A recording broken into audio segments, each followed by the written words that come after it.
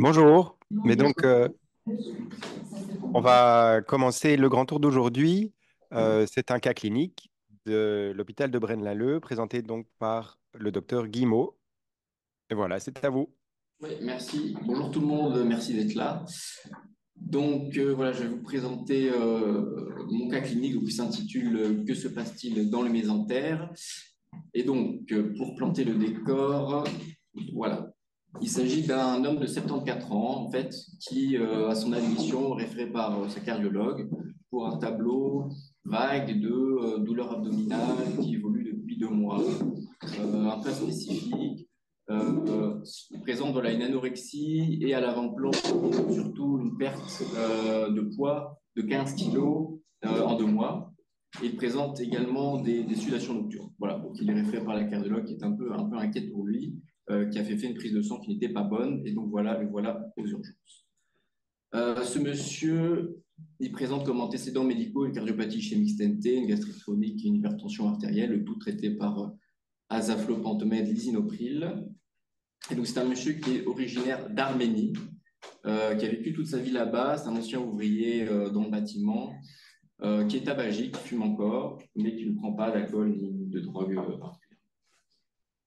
Et voilà, à son admission, il a des bons paramètres, mais effectivement, cliniquement, il est anémique, il a un état général qui est vraiment altéré, et il a surtout un abdomen qui est très distendu, mat, sensible, et lui est infiltré vraiment au niveau abdominal et des membres inférieurs.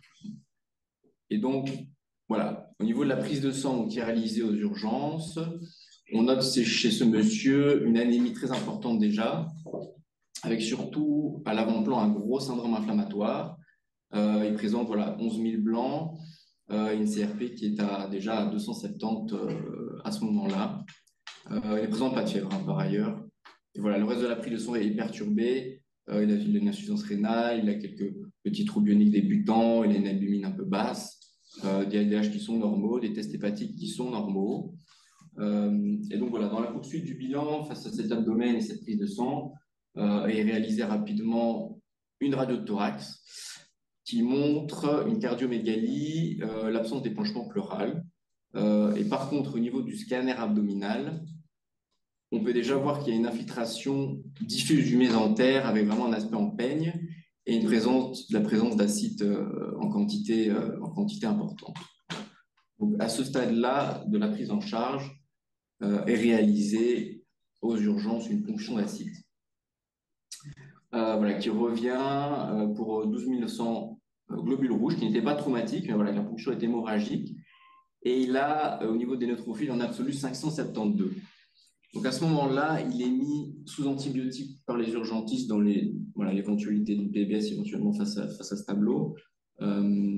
Voilà. Et à ce stade, déjà plusieurs choses éventuellement on pourrait évoquer déjà, je pense, aux urgences, par ordre de priorité. Voilà, ça pourrait être effectivement une origine oncologique. Voilà, peut-être effectivement toujours à garder à l'esprit. Vu les antécédents, surtout le parcours du patient, une tuberculose péritonéale pourrait tout à fait coller. Voilà, une PDS aussi, comme ça avait été évoqué aux urgences, et traité de la sorte, ou éventuellement des pathologies un peu plus rares, lymphomateuses, péritonéales. Donc voilà, il est vu aux urgences, il monte en salle, il est mis sous antibiotiques, voilà, en se disant que peut-être qu'il est cirrhotique, effectivement l'acide est infecté et explique le tableau. Donc voilà, la poursuite des investigations. Dans le même temps, rapidement, il a quelques examens complémentaires en salle, surtout au niveau biologique, des marqueurs tumoraux au niveau abdominal qui sont dans les normes. Il a eu rapidement un quantiferon qui s'est avéré négatif, et une gastro-colono qui était sans particularité, excepté au niveau de la gastroscopie, la présence de Helicobacter pylori et d'une gastrite. Voilà. Dans les jours qui viennent, il n'y a pas d'amélioration clinique ni biologique. La prise de sang ne bouge pas. Cliniquement, il est toujours dans cet état un peu léthargique, etc. Et la culture revient assez rapidement négative avant le début des antibiotiques. Hein, ça avait été prélevé avant. Voilà. Donc, Attends, ouais. Mathieu, tu ne te ferais pas un petit tour de piste là, pour voir les suggestions? Oui, si quelqu'un a des suggestions, éventuellement, même ici, hein, déjà à ce stade. Voilà, PBS, je pense que ça a été raisonnablement exclu et ça collait pas trop avec le tableau subélu du patient qui n'était pas sceptique. Hein. Le patient n'est pas sceptique. Il est plutôt vraiment estimé. Si je peux poser une question, parce que ça m'a échappé, il a maigri de combien de kilos et en combien de temps? 15 kilos en 2 mois. Ouais. 15 kilos en 2 mois. Il n'a pas de fièvre? Il a pas de fièvre. Il a des sudations nocturnes, mais il n'y a pas de fièvre qui a été objectivée ni aux urgences, ni en salle, ni chez lui. Mais il dit que la nuit, voilà, il transpire énormément et donc. On a envie quand même de garder le diagnostic de tuberculose comme possible, même si le quantivéron est négatif. Hein. Oui, bien sûr, je pense qu'effectivement. Est-ce qu'on a fait le PCR sur le liquide d'acide? Sur le liquide d'acide, non. Sur le liquide d'acide, non. Je pense qu'ils ont pas tout de suite pensé à ça. Ça n'a pas été demandé. Maintenant, le rendement n'est pas top. Alors, Et il a mal? il a mal au ventre, un peu partout. C'est pas localisé. C'est vraiment diffus. C'est vraiment diffus, la localisation. Et excepté ces plaintes abdominales, voilà, le reste des systèmes, voilà, cardio-thoraciques, urinaires, voilà, sans particularité. Dans l'urine, il n'y avait rien. La TG était négative. L'émule, je ne l'ai pas mis, mais l'émule, c'était strictement négatif. Strictement. Il n'y a pas des ganglions au niveau du scanner, il ne parlait pas des ganglions. Au niveau du scanner, il ne parlait pas de ganglions. Hein. Au niveau du scanner, en tout cas, il ne parlait pas de ganglions. C'est difficile à voir éventuellement dans ce millimélo inflammatoire. Ni au niveau médulaire. Oui, ni au niveau médulaire. Et dans quelle région d'Arménie il habitait? Ah, ça, je ne sais plus. Je ne sais plus quelle région exactement. Je ne sais plus. Il l'a précisé, mais j'ai oublié malheureusement. Donc voilà, c'était un baroudeur. Vous pensez à quoi? Il y a des régions, dans ces régions-là, il y a des zones qui sont riches en asbeste, et donc on pourra avoir un mésothéliome abdominal. C'est une bonne suggestion, effectivement. Il était ouvrier aussi, hein, d'ailleurs, ce patient. Par ailleurs, ouais. Voilà. Je continue. Donc, voilà, on pense tuberculose, on pense origine oncologique pure aussi, hein, primaire ou secondaire. Donc, il a rapidement la chance d'avoir un PET scan, voilà, qui confirme un peu l'aspect inflammatoire de l'abdomen. Donc, vraiment, il y a une acide qui capte un peu partout, le mésentère capte, il y a des ganglions rétropéritonéaux et aussi mammaire interne. Donc, ça va jusque-là. Et voilà, on pense à une péritonite infectieuse en première hypothèse ou bon, une origine carcinomateuse sans primitif. Donc, c'est-à-dire qu'à part la captation abdominale, on n'a pas mis en évidence du foyer autre chez ce patient. Voilà. Donc, pour la suite des choses ici, voilà, je pense que c'est assez clair, parce qu'on n'a pas de diagnostic formel, le patient ne lui va pas bien. La suite, l'examen qu'on va réaliser assez rapidement, c'est une laparoscopie exploratrice. Hein. Donc, voilà, donc si voilà, l'origine oncologique et tuberculeuse, on va dire prime, ou le lymphome, ne croit pas trop, la péritonite a été exclue raisonnablement, et donc on lui fait une laparoscopie avec prise de biopsie. Voilà. Et donc, au niveau de la laparoscopie, il y a, voilà, d'une part, au niveau de l'anatomopathologie, il est décrit une hyperplasie des cellules mésothéliales avec un aspect un peu aspécifique, son signe de malignité vraiment dans les coupes qui ont été examinées. Et au niveau microbiologique, on a fait à ce moment-là, donc évidemment, un examen direct et une PCR-BK qui reviennent rapidement négatifs. Et les cultures classiques, elles aussi, restent négatives. Voilà. Donc, en fait, avec cette laparoscopie, on n'est pas trop avancé. C'est pas tout. Disons qu'on a exclu, je pense, raisonnablement la tuberculose, mais on n'a pas de diagnostic confirmé, disons. Il y avait été biopsié un ganglion? Non, il n'y a pas eu de biopsie ganglionnaire. Parce qu'il y en avait pas eu. Je pense qu'au niveau chirurgical, c'était rétropéritonal un peu compliqué. Ils se sont contentés du mésentère, il y avait déjà de quoi. Et l'aspect des visus de... Macroscopique, alors l'aspect macroscopique, c'était un aspect un peu fibreux, les anses collaient entre elles, mais il n'y avait pas de nodules ou de choses, de micronodules, de macronodules. On avait vraiment une congestion mésentérique avec déjà de la fibrose qui s'était un peu installée entre les anses. Donc, voilà. Donc, je continue. IgG4, on a? IgG4, alors ça a été dosé par la suite, ça s'est révélé dans les normes. Pas de nouvelle de d'IgG4. Oui. Voilà.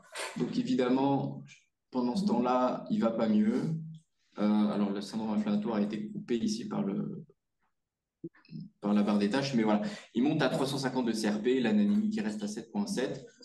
On n'a pas donc plus d'explication pour cette anémie franche comme ça de visu, ça a l'air d'être inflammatoire hein, de toute façon à ce moment-là.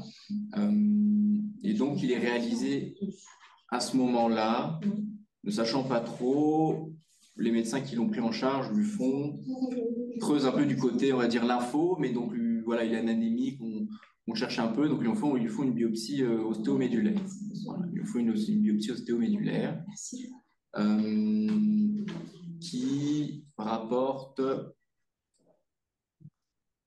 la présence d'une ligne B dans le typage pouvant éventuellement correspondre à un lymphome de la zone marginale, et voilà, à corréler strictement aux données biologiques et cliniques, et les anatomopathologistes ne sont pas extrêmement convaincus. Alors voilà, à ce moment-là se pose la question, est-ce qu'il aurait un lymphome du MAT, un lymphome de la zone marginale?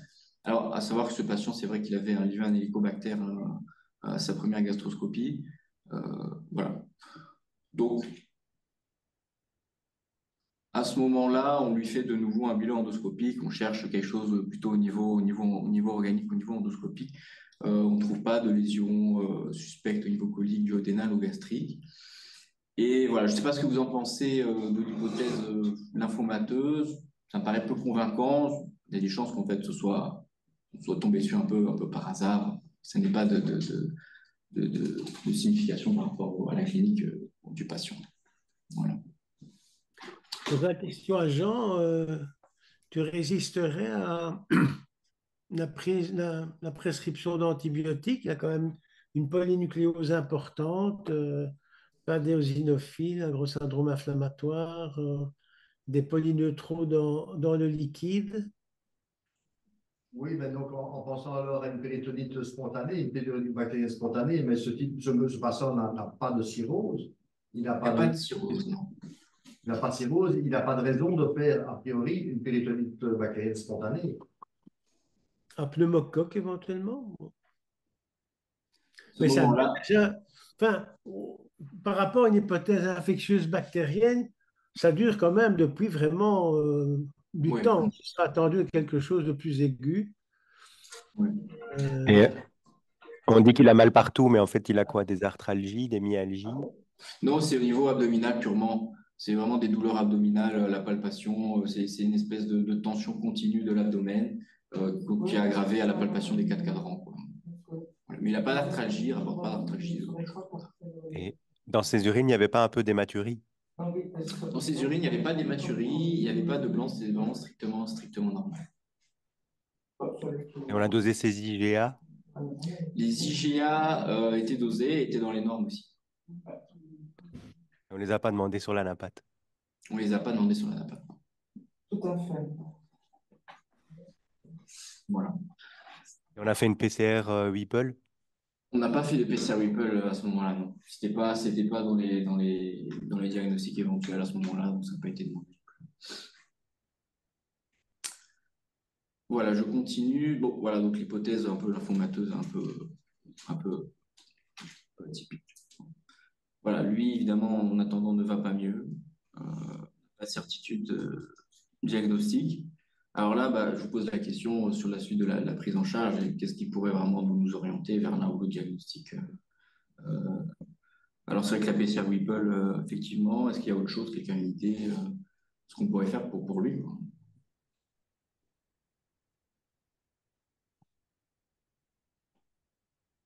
Et les prélèvements étaient de bonne qualité.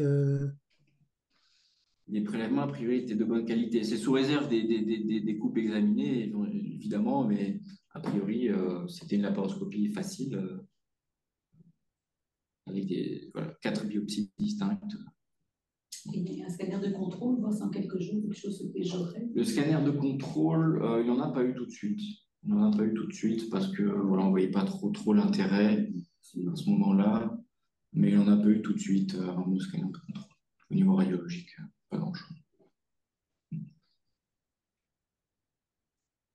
Donc, bon, on décide quand même, on est un peu sceptique.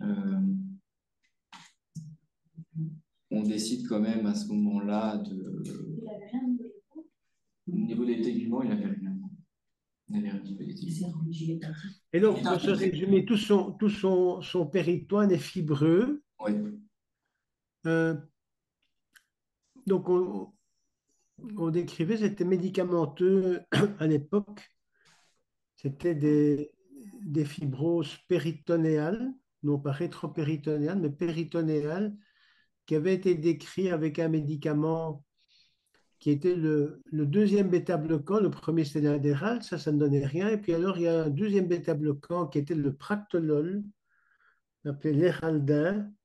Et alors, il y a une série de fibroses péritonéales avec ce médicament qui a été retiré. Mais ça pouvait exister également sans prise médicamenteuse aussi. Est-ce que ça peut donner comme ça des tableaux inflammatoires Ça donne des tableaux inflammatoires et abdominaux avec une rétraction du péritoine.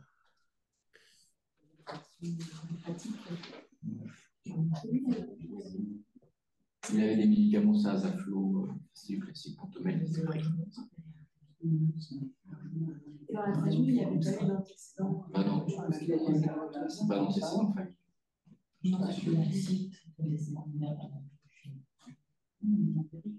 une acide ou la source de l'acide, c'est le traduction. Tu parles des sinusoïdes hépatiques. Parce qu'il y a une réaction de ça, c'est évident. Même d'habitude, pour être sûr de ça, on fait un gradient albumine, acide, différence albumine sérique. Oui, et nous ne font pas ici. Non, je pense qu'on peut calculer, non. On sait l'albumine de l'acide et on compare, on fait la différence avec l'albumine du cerf. Comme ça, on est sûr que la source de l'acide, c'est le péritoine et pas forcément les sinusoïdes hépatiques. Il n'y a pas enfin, il n'y a pas d'hypertension porteuse. C'est un peu clair, mais pour dire comme ça, qu'on sait que la source de l'acide elle est là. Là, je pense comme ça, enfin, grosso modo, une périartérite myeuse, mais moi, personnellement, j'ai jamais vu, j'ai jamais fait ce diagnostic. Je ne sais pas exactement comment faire. Je sais que c'est une vascularite qui touche tout ce qui est digestif, des ischémies mésentériques. Ok, mais pour ici, bon, dans une périartérite noueuse, on s'attend d'avoir quand même des atteintes Cutanées. d'organes, Autre, quoi. Ouais. que ce soit rénal ou alors des atteintes ischémiques au niveau du tube digestif, mais ce qui ne semble pas le cas non plus. Maintenant, ça vaudrait la peine peut-être de voir malgré tout. Sa ferritine était comment? Sa ferritine était explosée, elle était dans les 3000. Avec 300 CRP. Avec 300 CRP, effectivement. C'est bien ce que non, c'est vrai qu'il n'avait pas tellement de blanc. Il avait, je crois qu'il en avait dans 7000 à 11 000 blancs pour 300 CRP. C'est vrai que. Il n'y a pas d'hépatosplenomégalie non plus. Le parenchyme est normal au niveau du foie. Au niveau du foie, le parenchyme radiologiquement était normal. Il n'y a pas de suspicion. C'est vrai qu'il est très mono-organe à ce moment-là. VHB, VHC, sans touche hépatique, on ne fait pas. Mais... Non, mais ça avait été fait de principe, les hépatites étaient toutes revenues négatives. Il était en Belgique depuis combien de temps? Il n'était pas dans un cadre genre d'immigré? Non, ça fait 3-4 ans qu'il était en Belgique. Il s'était installé avec sa famille. Et donc, bon, il est décidé d'aller de nouveau réinvestiguer dans ce ventre, de nouveau aller chercher, voir si on n'aurait pas raté quelque chose. On refait une biopsie mésentérique, toujours par voie laparoscopique, donc les mêmes digestifs le font à nouveau. Ça se fait, je pense, dans le timing de 3 semaines après la première, parce qu'évidemment, on cherche, on ne trouve pas trop. Voilà, donc on refait une biopsie. L'aspect macroscopique, idem. Oui, de refaire un marquage IgG4, on a peut-être prélevé dans une zone cicatricielle et peu. Donc ici, je ferai quand même de multiples biopsies du mésentère Avec des colorations IgG4 notamment. Ouais. Alors, les colorations IgG4 n'ont pas été demandées, parce que je crois qu'il avait, finalement, la prise de sang IgG4 était dans les normes, et donc, ils se sont dit à ce moment-là que c'était pas. Oui, mais au Et niveau de la voilà. prise de sang, bon, la sensibilité n'est pas de 100%, hein, donc, Voilà, donc on lui fait une biopsie à nouveau qui montre un petit peu la même chose en fait. Hein. Pas d'atypie, n'a pas grand-chose. Une positivité de quelques cellules éparses au niveau de l'immunomarquage, mais l'immunomarquage à ce moment-là, après révision, il n'est pas non plus complet. Et donc les anatomopathologistes concluent à nouveau un examen histologique en faveur d'une hyperplasie papillaire péritonéale. Voilà, à ce moment-là, bon, on avait de nouveau demandé un bilan microbio qui s'avérait encore une fois, on va dire, négatif. Donc on n'est pas plus avancé que ça. Lui, malheureusement, décède rapidement. Des complications, donc il a fait un choc, hein, il a fait une perforation, fini par faire une perforation digestive. Et assez rapidement, il est décédé. Voilà. Et donc, une autopsie a été demandée. Et alors, il faut savoir qu'en fait, le patient, ce qui s'est passé, c'est qu'il a quitté l'hôpital. Hein, donc, après sa deuxième biopsie, il a signé une décharge et en fait, il s'est rendu dans un autre hôpital, dans un état de choc. Il est décédé là-bas et c'est là qu'ils ont fait l'autopsie. Voilà. Je ne suis pas dans la bonne réunion. Pourtant, on m'avait dit cette salle-ci. Vous avez réunion jusqu'à quelle heure? 13h? 13h30 tout le temps. Donc, bon, est-ce que quelqu'un a une idée de ce qu'on pourrait trouver à l'autopsie? On aura la réponse hein, assez rapidement à l'autopsie. Voilà. Quelqu'un a une idée de ce qu'on pourrait trouver qui explique le tableau, en fait, qui est passé un peu inaperçu comme ça. Et là, on ne pouvait pas faire une biopsie des ganglions. Et dans l'autre hôpital avant Dans le premier? quelques jours avant son décès, il est hospitalisé dans un autre hôpital. C'est ça Non, que... en fait, quand il va dans l'autre hôpital, le deuxième, il décède dans la nuit. Hein. Vraiment, il arrive aux urgences et il décède dans la nuit.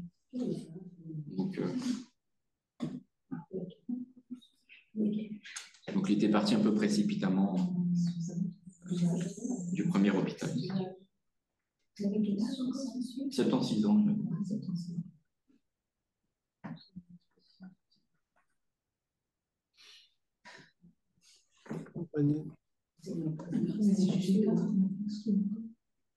C'est vrai que les GG4 n'est pas formellement issu. Je sais pas, on peut peut-être voir en salle Cavell là, s'il y a des idées.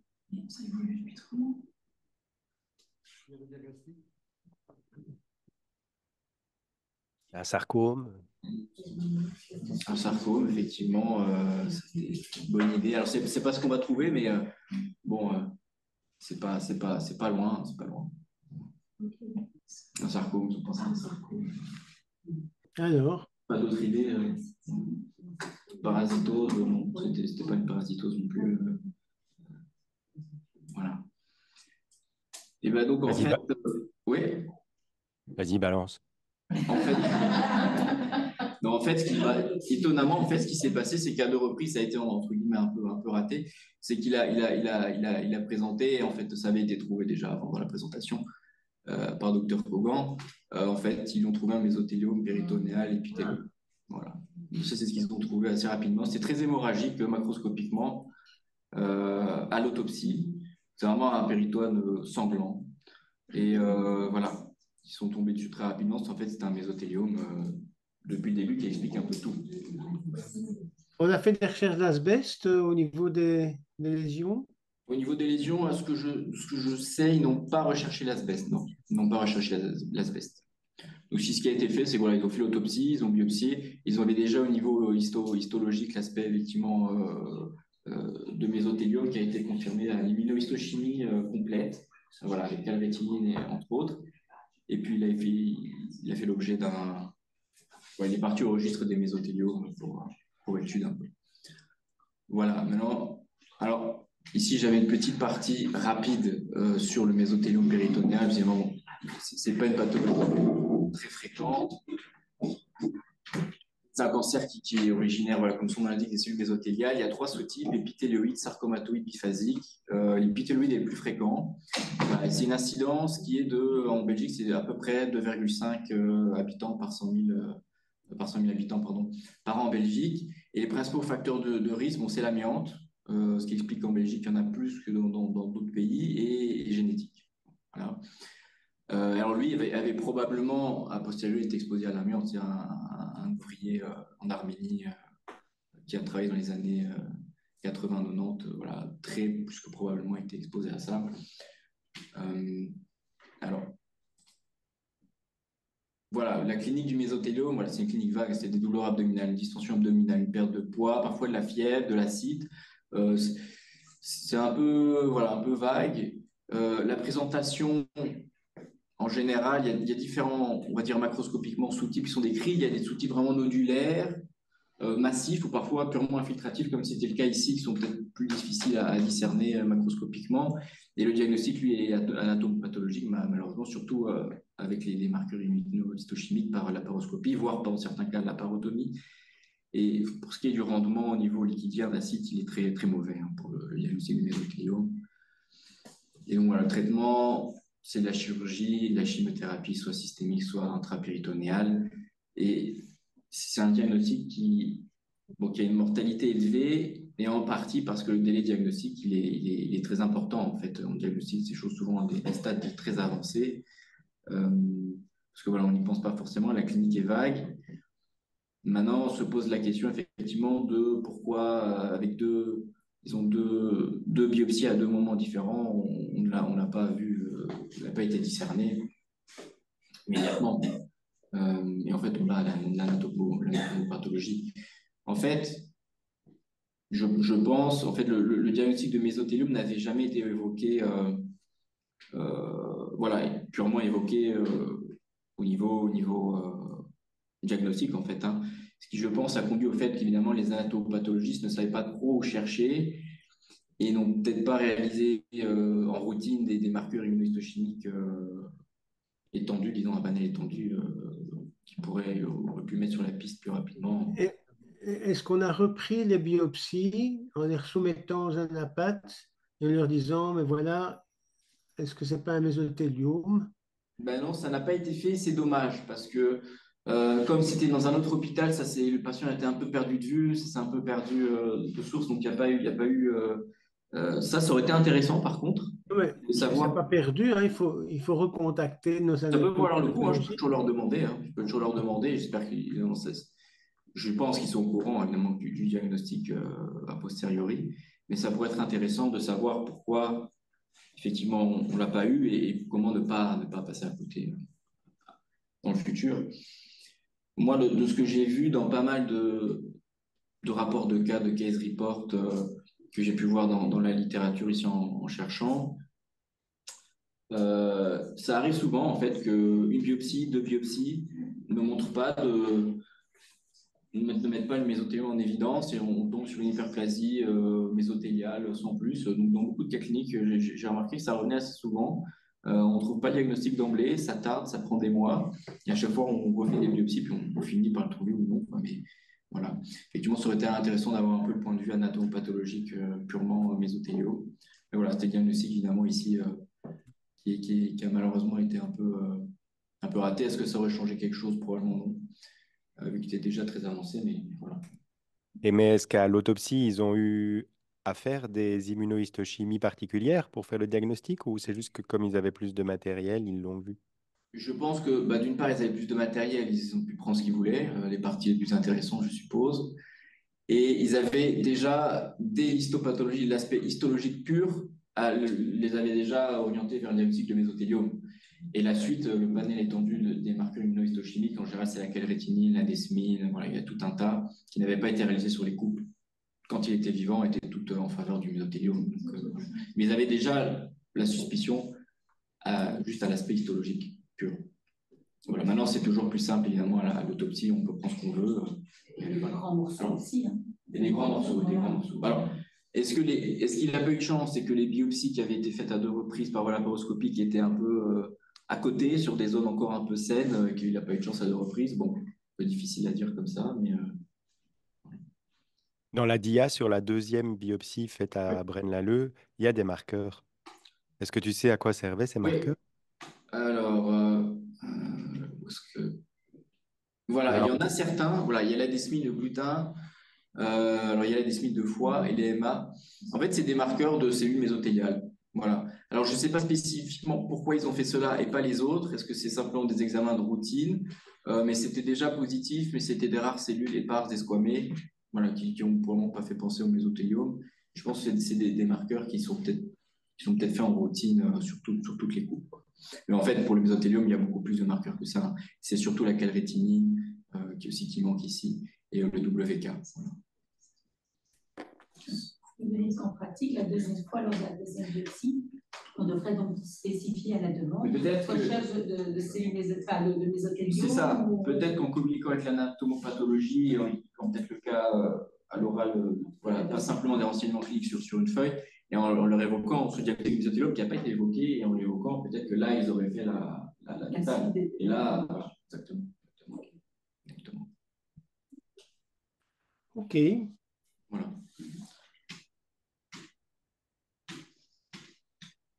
Et donc, il y avait le micro. voilà. Est-ce que vous avez des questions éventuellement, des choses? Il va falloir aussi un peu plus de communication entre le clinicien et le pathologiste, peut-être. Ouais, aussi, oui, effectivement. Communiquer un peu plus. Non, voilà. Mais ça serait intéressant de voir la NAPAT, peut-être faire une revue à NAPAT de son vivant sur les groupes qui. Ça pourrait être très intéressant. Oui, on va Bien. pas changer grand-chose, vu le pronostic effroyable à son âge, avec une atteinte pareille. Je pense que si on avait fait le diagnostic de son vivant, je ne sais pas si un chirurgien, enfin, je ne suis pas chirurgien ni oncologue, mais est-ce qu'un chirurgien aurait essayé de faire une chirurgie cytoréductrice, vu l'importance des lésions?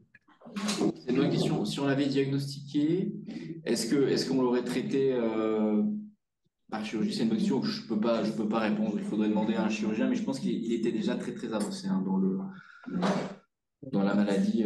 C'était peut-être un peu touchy. Ça aurait peut-être été une chimiothérapie palliative, comme ils font beaucoup dans les cas très avancés de mésothéliome, systémique. Hein.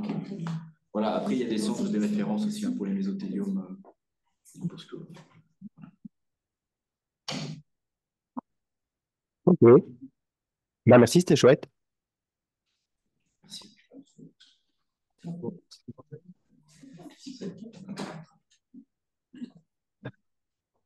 Merci.